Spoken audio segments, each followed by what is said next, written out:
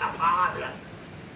Vous allez me supprimer YouTube toutes les vidéos qui contredisent les décisions sur la crise sanitaire. Le virus se transmet par les poussillons. Les poussillons, vous êtes sourds. Il faut mettre des masques partout.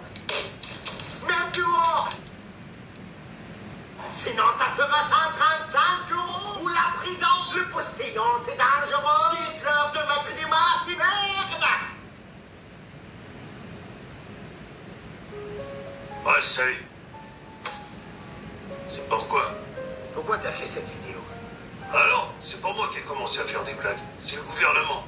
Et qui a écouté Olivier Véran avec ses histoires de tests. Nous avons fait le choix en France de permettre à chaque Français de bénéficier d'un test gratuitement et sans ordonnance. Supradiagnostiqueur. Ça, c'est dans la bouche. Celui-là, il va dans l'oreille. Et ça, c'est dans ton boule. Nous avons dépassé les 1 200 000 tests réalisés sur une seule semaine. Attends une seconde. Celui-là, non. Dépêche-toi. C'est celui-là. Celui-là va dans ta bouche. Tu sais combien ça coûte un test Covid? La PCR Covid, 54 €, 2 forfaits administratifs. Le total fait donc 73,59 €. Moi j'étais là à 5h du matin. À ce rythme-là, on va couler la sécurité sociale. D'ici à la fin de l'année, l'État aura remboursé près de 2,2 milliards d'euros. Et pendant ce temps, les vrais malades, ils voient leurs analyses et leurs opérations repoussées.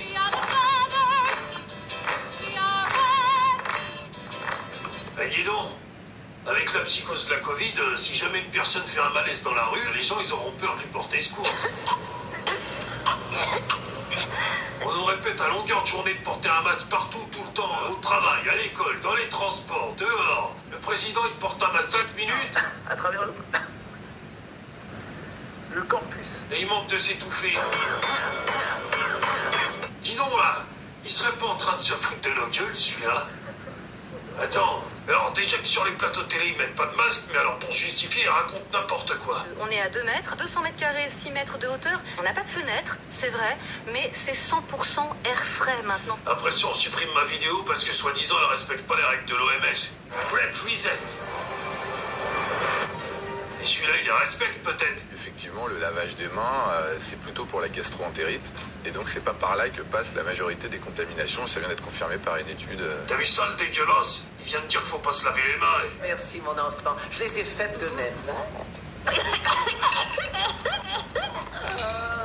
C'est pas par là que passe la majorité des contaminations. Ce type, il fait le tour des plateaux télé pour faire des prévisions catastrophiques à chaque fois. Le nombre de décès est celui-là dans aucun pays d'Europe, pour l'instant, ne réaugmente.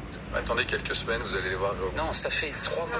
On peut pas s'en réjouir. Ça fait 3 mois que vous êtes en train de parier, On de repassera lâcher. ces images dans... Vous prévoyez donc 65 000 morts de plus, même s'il y a une distanciation sociale obligatoire et le port du masque. C'est Absolument.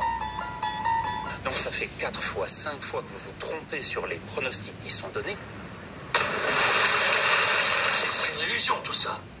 Je suis pas devant toi en fait là. C'est un trucage. Je peux faire ce que je veux dans mes montages, moi. Regarde par exemple ce que je peux faire avec Olivier Véran. Pour répondre à cette situation, de nouvelles mesures s'appliqueront donc à partir de samedi.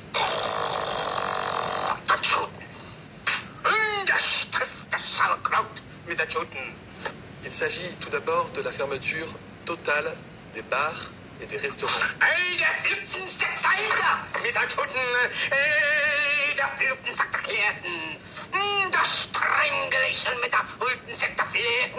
De la fermeture de l'ensemble des établissements recevant du public.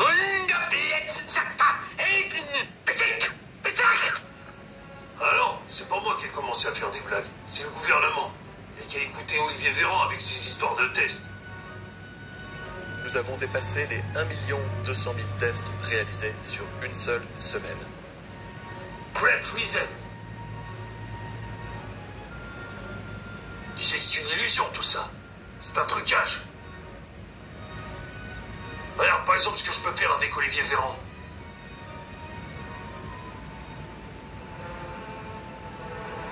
J'ai jamais touché un centime de YouTube. Alors je vais te dire, je peux aller où je veux. Hein.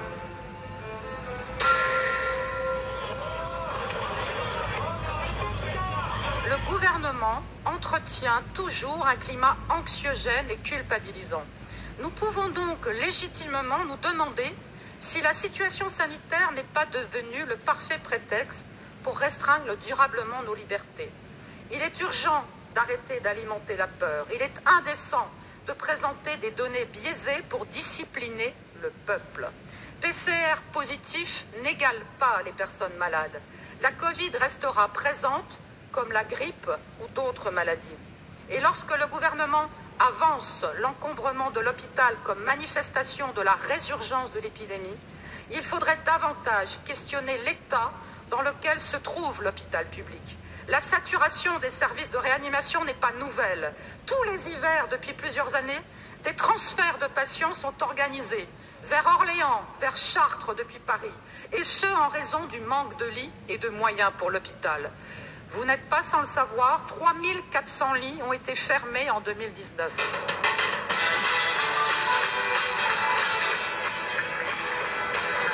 Oh, Lucas, on ne dit rien. Plus on apprend, plus on ne sait rien.